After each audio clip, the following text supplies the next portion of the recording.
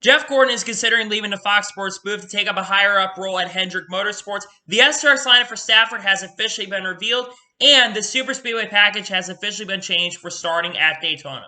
What's going on, guys? It's Daniel, and welcome back to our video. We got a couple stories discussed here today on the channel. Let's go ahead and just jump straight into it. We're going to start off with the paint schemes and sponsorship news. Let's go ahead and just jump straight into it very, very quickly. The first paint scheme we're going to talk about is Chase Elliott's 2020 Adrenaline Shock scheme that we're going to see in the Truck Series at Texas Motor Speedway. I really like this paint scheme a lot. You get the black on the car. You also get the red numbers. I think did a really good job on this paint scheme. Looks really, really cool. I like a lot of black trucks. This one is no exception, and I'm definitely looking forward to see this one out on the racetrack this weekend in the Truck Series at Texas Motor Speedway. The next paint scheme we're going to take a look at is Kyle Busch's 2021 Twix scheme that we're going to see in the Xfinity Series race at Texas Motor Speedway. I like this paint scheme a lot. You get the Twix colors on it. The number also, which is red, I believe, looks really, really cool. They did a great job on this paint scheme. I'm definitely looking forward to see this one out on the racetrack this weekend in the Xfinity Series. The next paint scheme we're going to take a look at is Ross Chastain's 2020 Diecast B Veteran scheme that we're going to see in the Truck Series race at Texas Motor Speedway. I really like this paint scheme. I'm a huge fan of the Circle Diecast B schemes that they've done. This one is another one that they've done that I think is really, really cool. It's also great to see that Ross Chastain is going to be running in the Truck Series once again at Texas. I think he'll be very, very competitive. I really like this paint scheme a lot. The next paint scheme we're going to take a look at is Keith McGee's 2020 The Mullet That Changed My Life scheme that we're going to see this weekend, I believe, in the Truck Series race at Texas Motor Speedway. Solid scheme, in my opinion, not my favorite SEMA scheme, but it's really cool to see that Keith McGee is getting another opportunity, and it's great to see that another sponsor is willing to step up the plate to sponsor Keith McGee. The next paint scheme we're going to take a look at is Spencer Boyd's 2020 Record Rock scheme that we are going to see this weekend in the Truck Series race at Texas Motor Speedway. I really like this paint scheme a lot. You kind of get the patriotic feels on the car. I also like the color on the number as well. They did a really good job on this paint scheme. Young Motorsports had some really good schemes. It's also great to see that another company is coming back to sponsor Spencer Boyd here this weekend at Texas Motor Speedway. The next paint scheme we're going to take a look at is Carson Osebar's 2020 Sparko scheme that we're going to see in the Truck Series race at Texas Motor Speedway. I like this paint scheme a lot. They did a really good job on it. It's also great to see that Sparko is, I believe this is the first time a Sparko has sponsored a car so far this year in 2020, so it's really great to see that. They did a good job on this paint scheme, and I'm definitely looking forward to see this one out on the racetrack at Texas Motor Speedway. The next paint scheme we're going to take a look at is Bubba Wallace's 2020 DoorDash Gold Number scheme that we're going to see this weekend in the All-Star Open, as he'll be racing in the All-Star Open to qualify in for the event. I like this paint scheme a lot. My favorite thing about it is the gold numbers. The gold numbers shine on the car. They look really, really cool. But you also get the DoorDash colors. I have to say, I have been a big fan of Bubba Wallace's DoorDash scheme. The one that they're doing this weekend is really, really cool. I really like it a lot, and I'm definitely looking forward to see this one out on the racetrack this weekend in the All-Star Open. The next paint scheme we're going to take a look at is Kyle Weatherman's 2021 Buck and Boone scheme that we're going to see in the Xfinity Series race at Texas Motor Speedway.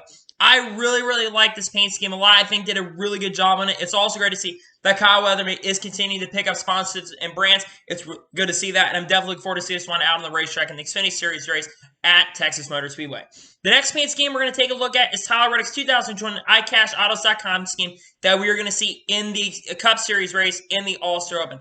I'm not as big a fan of the paint scheme. The colors don't match perfectly, in my honest opinion. It's not a bad scheme overall, but I'm not a big fan of it. But I will say one thing I'm happy to see is that another brand and sponsor is working with Tyler Reddick, considering Tyler Reddick's been really, really solid overall throughout the 2021 season. I think this paint scheme is really, really solid. I'm definitely looking forward to see this one out on the track, and maybe it'll help Tyler Reddick qualify in to the race in the All-Star race. The next paint scheme we're going to take a look at is Matt DiBenedetto's 2020 Click Lane Tire and Auto Center scheme that we're going to see this weekend in the All-Star Open. I like this paint scheme a lot. We've seen the Quick Lane Tire paint scheme in the past, so it's very, very similar to, but I think they did a solid job overall on this paint scheme. It's great to see that more companies are willing to work with Matt DiBenedetto, even though Quick Lane's worked with Matt DiBenedetto in the past. But it's great to see another company continue to work and really like this paint scheme overall a lot.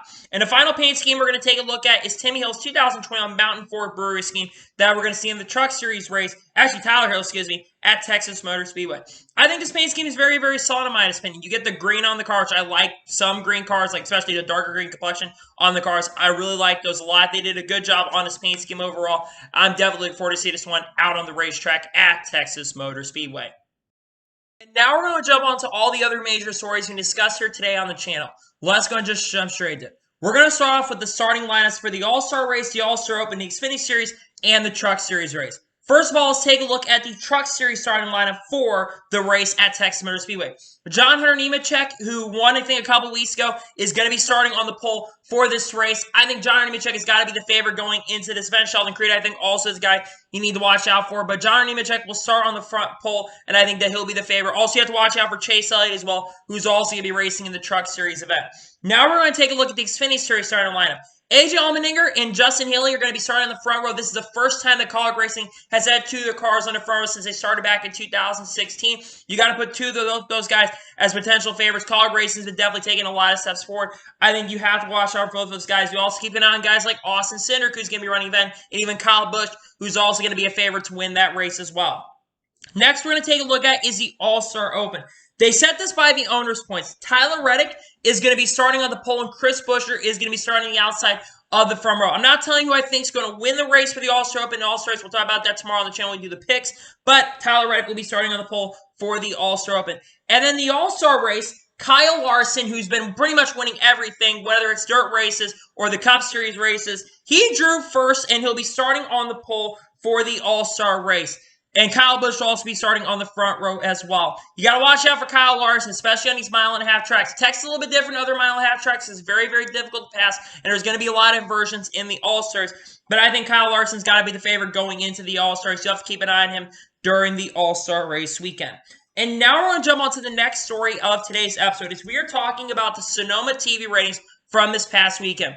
According to Adam Stern, FS1 earning 1.49 rating and 2.494 million viewers for Sunday's Toyota Save Mart 350 at Sonoma. It's down slightly in ratings, but up slightly in viewership from the 2019 race, which was a 1.51 rating and a 2.478 million viewers. This is actually the most watched Sonoma race since 2017. Now, in my honest opinion, I think that this is not a bad rating. Yes, it's a little bit down in TV ratings, but it is up in viewership, which is overall a much more positive thing. The more viewership we can get in NASCAR, the better. The fact that overall, we talked about it yesterday, Fox's TV ratings were up 3% from 2019. We've been overall seeing an increase in viewership and a lot of things. I know the beginning of the year, Daytona 500, we did not see really, really good ratings overall. But over the year points, we've been seeing increases and decreases, and it's basically even from last year, in my opinion. I think that this is overall not it's still a positive that we really didn't see any decrease in ratings. Sonoma is also not one of the most popular races to watch, since racing overall isn't great. I thought Sonoma was overall, in my opinion, pretty good, but I think sometimes Sonoma cannot produce the best racing. I think fans also got tired of NASCAR and Fox's coverage. Let's be for real, NASCAR and Fox's coverage hasn't been that great, and sometimes when the commentators and the broadcasters are doing as good as they can do, I think people decide to tune out. In my opinion, I thought that this is not bad. It's great to see that the ratings at least are somewhat positive, and hopefully we will see over the next couple years ratings take a major, major hike, and they go up overall in a good direction. That's just my honest opinion on that. And now we're going to jump on to the next story of today's episode, as we are talking about the SRX lineup for Stafford. The first ever race of XRS is going to be taking the green flag this weekend here on Saturday night around 7 o'clock. And here are the drivers that are going to be competing in the SRX event. Ernie Francis Jr. is going to be driving the number 2 car. Julio Castroneves, the winner of this year's Indianapolis 500, 4-time Indianapolis 500, will be driving the 3 car. Bill Elliott, 1988 NASCAR Cup Series champion and 1985, I believe, Daytona 500 winner. Doug Coby, who's been a legend in the late model scenes and the wheel and modified tour scenes and the modifieds. Tony Kanaan and Paul Tracy both be driving the 13. Tony Stewart will be driving the 14. Michael Walsh will be driving the 15 car. Willie T. Briz will be driving the 17. Bobby Labonte will be driving the 18. Greg Biffle's also racing this. He'll be driving the number 69. And Marco Andretti will be driving the number 98. Other drivers that are competing in the first SRX event, you got to put Julio Castroneves in there, in my opinion. I know Julio does not have a Helio or whatever his name is.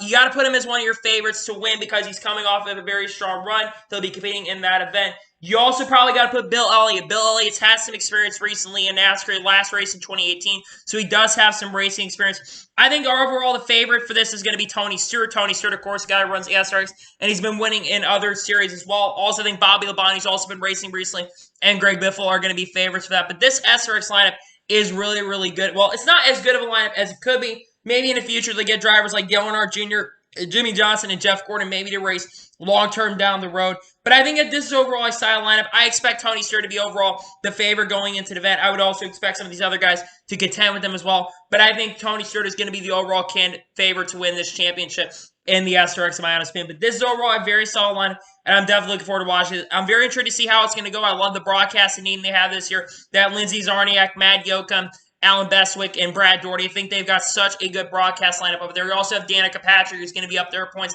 and Dario Franchiini is also going to be commentating. James Clinchuk also is going to be commentating in points as well. I think this is really cool SRX lineup for Stafford, and hopefully we will see a really good broadcast for the first race, which I do think they'll put on a good job. I just hope that the drivers don't do really, really bad. But I would hopefully maybe one day some of these guys will come back to NASCAR race at one point. Who really knows? But this is overall a really good SRX lineup.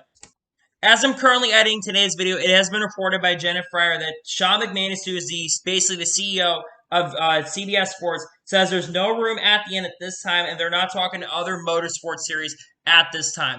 Now, I'm not sure if this includes IndyCar at this point. It doesn't look like IndyCar is the main series, but it doesn't look like they are talking to other motorsports series at this time.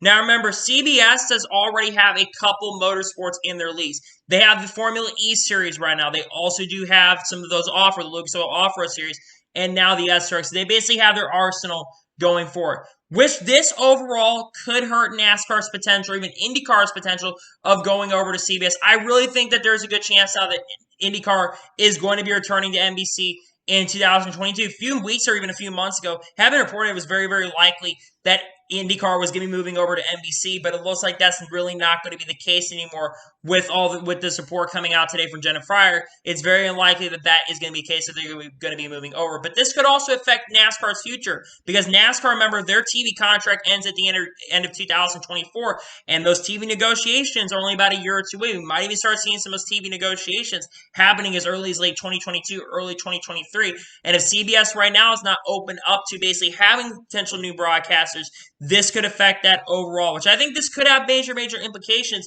going forward. CBS is still one of the biggest companies out there. It's still one of the biggest TV companies out in the world. And I know we have people like Alan Bessick over there that are working with CBS and all that stuff. I just hope that their future CBS could come back to NASCAR. I think CBS going to NASCAR would be really, really cool. This doesn't affect NASCAR at this time, but we need to talk about this because this could be very, very important going down the line and going forward. And now we're going to jump on to the next major story of today's episode, as we are talking about the changes in regards to the Superspeedway package. If you watched Talladega earlier this year, Joey Logano had a very, very dangerous flip. Well, didn't have 100% dangerous flip, but the car landed up on its roof, a single car incident. It landed up on his roof, and Bubba Wallace ran over him, which he had a pretty good save and didn't get much damage. But Bubba Wallace ran into him, and Joey Logano was very, very unhappy about the situation. Because this, NASCAR has decided, because of the flips that have been happening, they decided to make some rule changes in regards to the Superspeedway racing. The rule changes they have said is that NASCAR has reduced the holes in the tapered spaceship for Daytona Talladega by 1/16 of an inch from 57/64 to 53/64, which would reduce from 510 horsepower down to 460 to 470 horsepower. There will be no wicker bills on the roof spoiler. An additional roof bar is going to be added. One thing change I really do like on the car is that the roof bar they're adding. I think that's one good change overall. But one thing I'm going to say is that even if you slow these cars down by 7 miles an hour, which I believe that's how much they're slowing down, I think it's between 7 and 10 miles an hour, they are going to be slowing down these cars. It's still going to cause closing rates to be a bigger thing, and the packs are going to be much, much closer. I don't think you're going to see the single wide tandem racing, and if you think that this is going to fix the problem with flipping, you're going to have issues with that problem, because if you don't want flipping, you need to make these cars 130, 140 miles an hour if you don't want flipping to happen, because airplanes take off at about 130 to 140 miles an hour. You're not going to be able to get rid of flips, and you're not going to be able to get rid of it. In my opinion, the Superspeedway package we had before was, in my opinion, one of the best racing. Yes, the only issue I will say is the closing rates were probably the only big issue, but drivers just don't need to be stupid out on the racetrack and make dumb moves. We've seen drivers like Joey Logano make bad moves in the past. Drivers that like Chase Elliott and William Byron have made kind of not the smartest moves overall on Superspeedways. Ryan Blaney, Bubba Wallace has made some interesting moves. Matt Menino, same thing. A lot of these drivers have grown up and they don't take care of each other. Now, Talladega overall, except a couple wrecks, The drivers did a much better job, and they took care of each other, except the Daytona 500, where you had a big one, 15 laps in. Christopher Bell was a little bit too aggressive. We saw a really, really bad accident. And then at the end of the race, Joe Logano pulled a really, really bad block on Brad Keselowski, and there was an inferno of fire, and pieces of stuff came into the catchments on the racetrack. So to me, it's really this: the drivers need to be courteous of each other and start racing with a lot more respect. We never saw the crazy amount of wrecks we did 10, 15 years ago.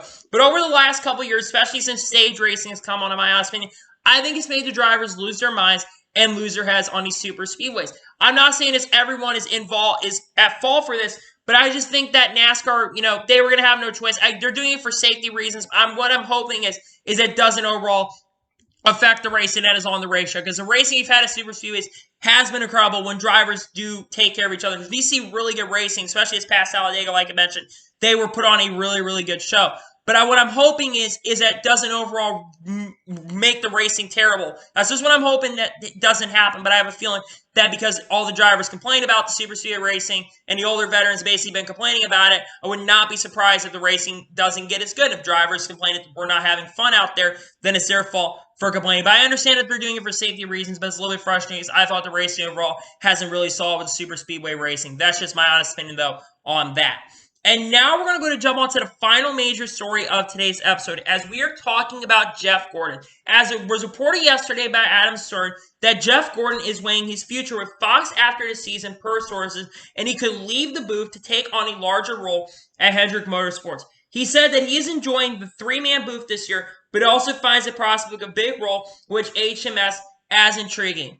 I believe that Jeff Gordon, in my opinion, should leave the Fox Sports booth and take this bigger role at Hendrick Motorsports. And I'm going to tell you a couple reasons why I think Jeff Gordon should take this role. Number one, Hendrick Motorsports is back and better than ever. They have not been this good since around 2014 and 2015, when they won 10 or 11 races that year. They had two of their guys almost making the championship for that year. They were really, really competitive, and they showed a lot of speed. So far this year, Hendrick Motorsports has scored 7 victories. They won the last 4 straight races. Of course, definitely having a lot of extra horsepower might be helping them overall. But Hendrick Motorsports has been stronger, and I think that Hendrick ECR combination, you also have Chad Knaus, who's basically running a lot of some of the operations and running a lot of the programs over there.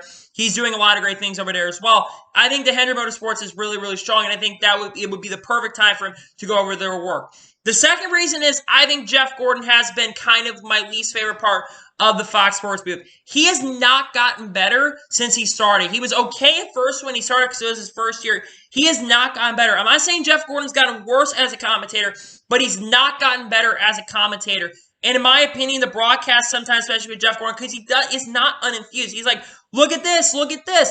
It's not enthusiastic what he's saying. It kind of feels boring and kind of feels dry what Jeff Gordon is doing. And Jeff Gordon's not giving up. Plus, at points, him and Clint Boyer are just laughing all the time in the Fox Sports booth. And it's not always a fun thing. At the beginning of the year, with all the jokes and games they play, I thought they did a really good job over there at the beginning, but as time has gone on, I've just gotten overall tired of the Fox Sports booth, and also all the commercial stuff that Fox has been doing doesn't help either. But at points, it feels like Mike Joy's just sitting over there like, can these guys just shut up for 2 seconds? It'd be really nice to see. Sometimes they're just all talking and stuff, and Jeff Gordon has a big problem where he sometimes wants to say something, and he can't say it. He's not gotten better as a broadcaster.